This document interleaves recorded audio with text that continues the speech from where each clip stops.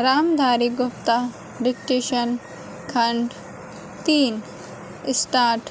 सभापति महोदय, अभी 2 दिन पूर्व राज्यसभा में सदस्यों ने इस बात के लिए सरकार को दोषी ठहराया था कि वह हरिजन की रक्षा के काम में असफल रही है। हो सकता है कि इस आरोप के पीछे कुछ सदस्यों का राजनीतिक उद्देश्य हो, किंतु इससे आरोप को बिल्कुल बेबुनियाद नहीं कहा जा सकता और उसकी उपेक्षा नहीं की जा सकती। राज्य मंत्री ने भी इस आरोप के जवाब में यह कहा है कि हरिजनों को अत्याचारों से बचाने के लिए सरकार कदम उठा रही है। उन्होंने यह भी कहा कि यहाँ कहीं से अत्याचार की शिकायतें आ रही हैं, जांच पड़ताल की जाती है और अपराधियों को दंडित भी किया जाता है। सरकार इस संबंध में कितनी जागरूक है, उसके लिए उन्होंने गुजरात सरकार का यह उदाहरण पेश किया है कि उसने अपने यहाँ पर आदेश जारी कर दिया है कि हरिजनों की सुरक्षा के लिए जिलाधिकारी जिम्मेदार ठहराए जाएं। यह सब यही है कि केंद्र सरकार ने इस सिलसिले में आवश्यक संपर्क रखा है, किंतु यह साफ है कि हरिजनों के संरक्षण का काम पूरी सावधानी और जागरूकता से नहीं हो रहा है। केवल हाथरस का कांड ही उसका उदाहरण नहीं है। स्वयं राज्य मंत्री का इस प्रसंग में जो वक्तव्य राज्यसभा में रखा है, उससे भी इसकी पुष्टि होती है।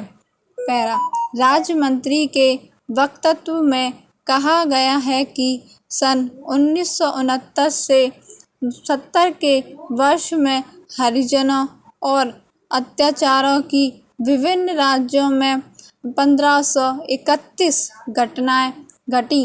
आदिवासियों पर यह घटना और जो अत्याचारों में कितना भयंकर रूप धारण किया कि वह इस बात से साबित हो जाता है कि कई प्रदेशों में हरिजनों को जिंदा जलाया गया और उनके घरों में आग लगा दी गई।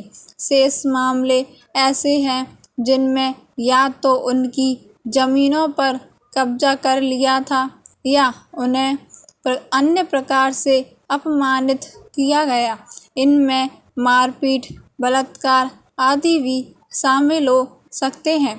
वक्तव्य में राज्यवार ब्यूरो दिया गया है और बताया गया कि किस राज्य में कितनी घटनाएं हुई। क्या इसके बाद भी हरिजनों पर अत्याचार की सत्यता में कोई संदेह रह जाता है?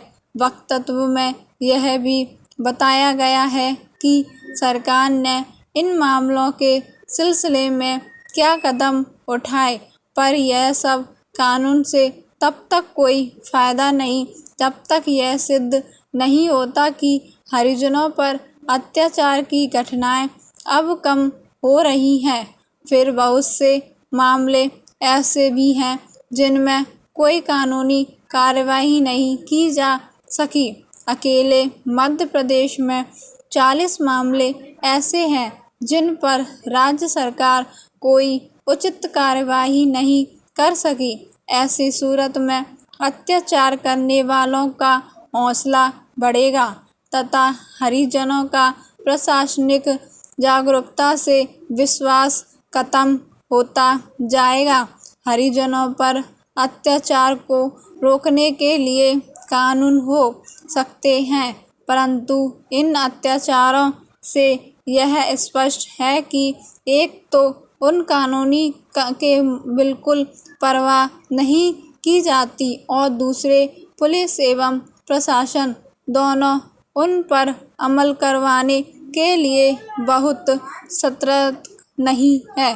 स्टॉप।